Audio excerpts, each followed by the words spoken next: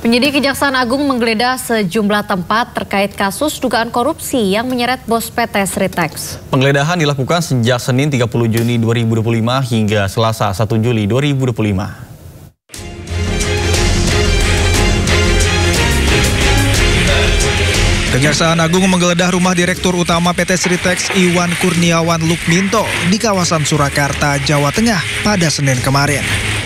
Penggeledahan ini terkait penyelidikan dugaan korupsi pemberian kredit dari sejumlah bank plat merah kepada PT Sritex.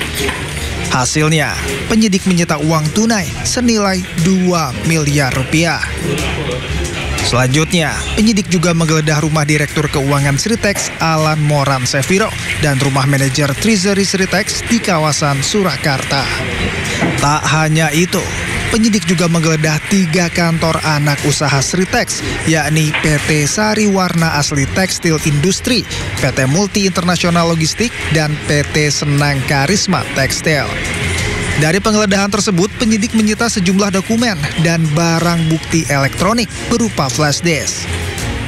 Di sisi lain, penyidik juga menggeledah kantor PT Sritex di kawasan Sukoharjo, Jawa Tengah.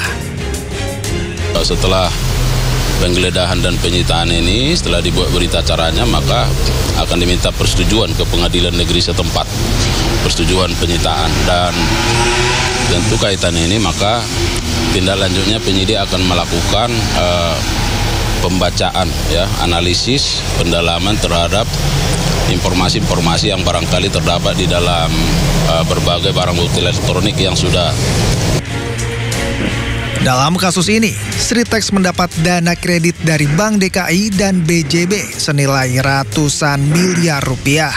Namun, pemberian kredit tersebut diduga tidak sesuai dengan ketentuan. Tim Liputan, iNews melaporkan. Pemirsa, untuk mengetahui informasi terkini terkait pencarian korban KMP Tunu Pertama Jaya yang tenggelam di Selat Bali, kita telah terhubung dengan Komandan Pos TNI AL Gilimanuk, Letda Laut Bayu Primanto. Selamat pagi, Pak Bayu. Pak Nata, Pak Aulia.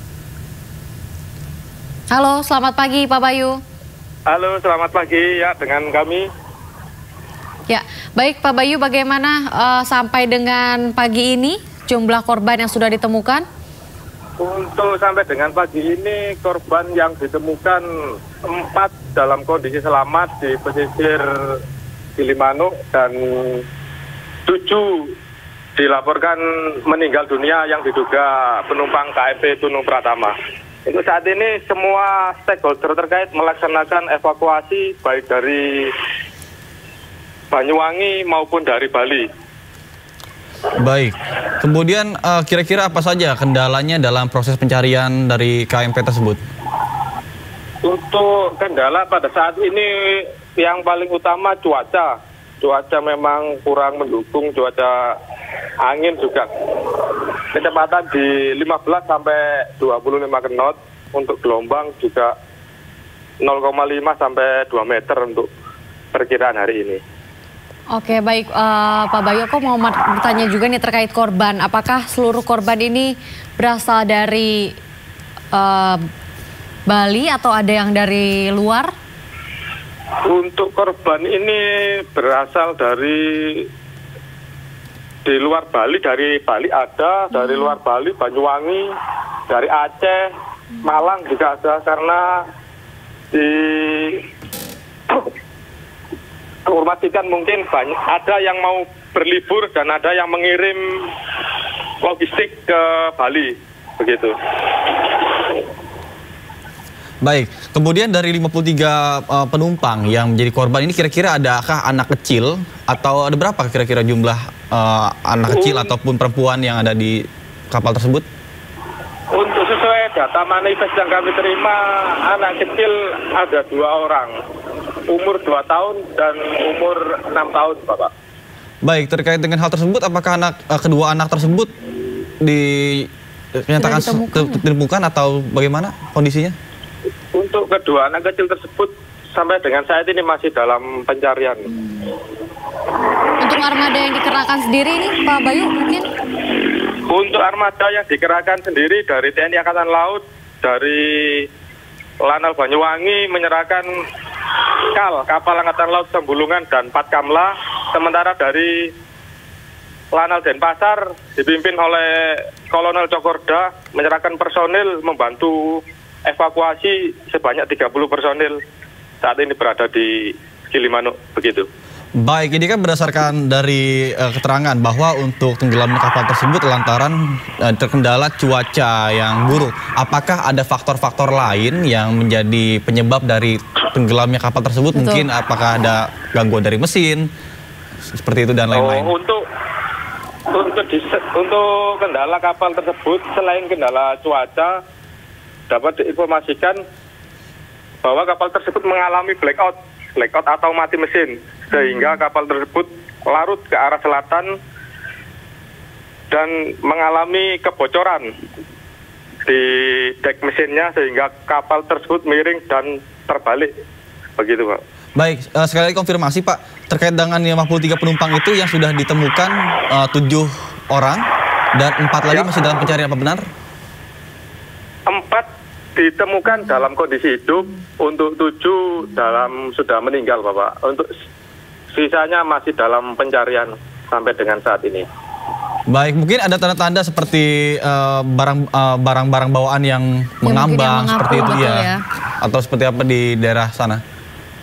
Untuk tanda-tanda ditemukan sekoci kapal yang di pinggir dan beberapa fanpage yang tidak terisi dengan penumpangnya Pak, seperti itu.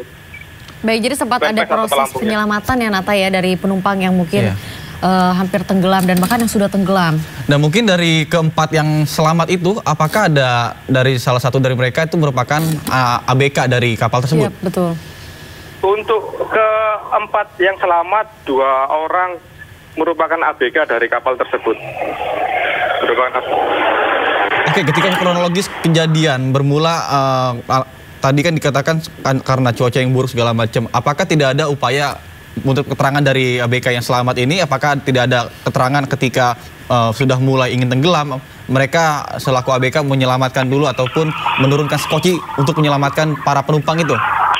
Untuk upaya sudah disampaikan. Yang pertama, kapal mengalami kerusakan atau blackout, sudah dilaporkan ke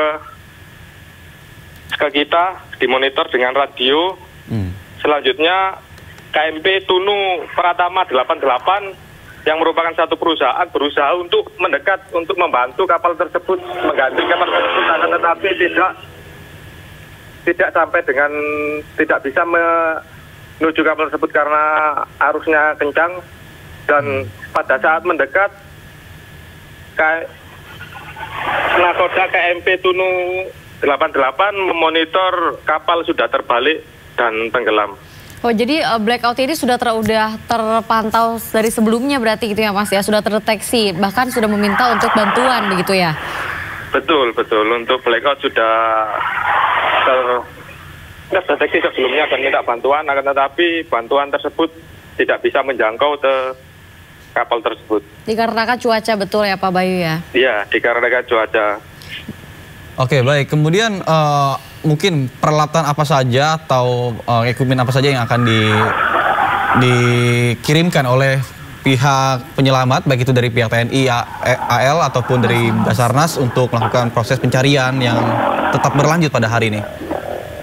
Untuk alat yang digunakan dari TNI Angkatan Laut menggunakan kal Sembulungan dari Lanal Banyuwangi dan Patkamla. Dari kepolisian menyerahkan RBB dan perahu karet kepolisian Polda Bali, dan dari Polda Jawa Timur, Polres Jembrana dan Polres Banyuwangi, serta Basarnas Denpasar dan Banyuwangi menyerahkan alpung untuk membantu evakuasi korban itu. Baik, kemudian terkait dengan evakuasi korban ya, 7 orang meninggal dunia ini apakah sudah diberikan ataupun sudah berhasil diidentifikasi atau seperti apa? Untuk korban yang meninggal pada saat ini masih dilaksanakan identifikasi, begitu. Artinya belum diketahuan atau apa dari antemortem maupun postmortem ya Pak?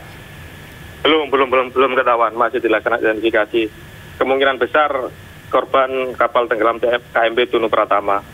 Baik, Pak Bayu, untuk korban yang selamat sendiri tadi ada sekitar 4 orang. Ini apakah sudah bisa ditanya atau sudah bisa digali keterangannya? Betul, terkait peristiwa tersebut. Untuk korban yang selamat pada saat ini masih dalam tahap rehabilitasi, mungkin masih trauma, begitu.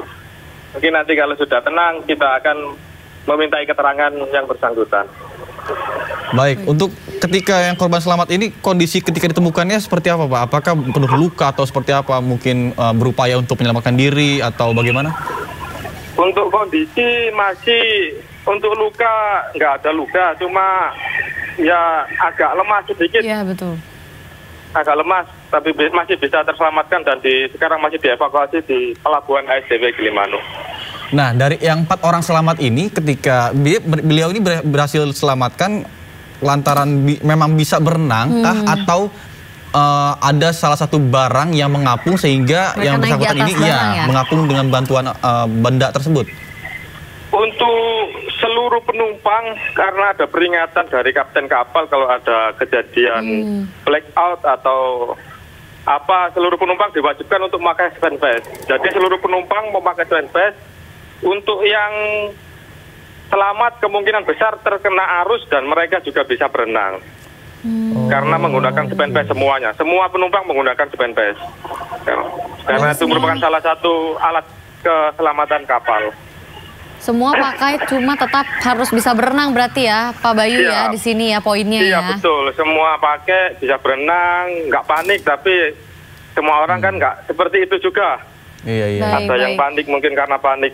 Iya, Pak Bayu. Untuk kedepannya mungkin seperti apa nih Pak, agar tidak terjadi kembali kapal-kapal yang blackout, apalagi ini kan juga penumpangnya juga ada wisatawan dan lain-lain. Bagaimana nih Pak untuk kedepannya gitu? Ini kan pasti semua orang jadinya takut ya, terutama masyarakat untuk naik kapal gitu.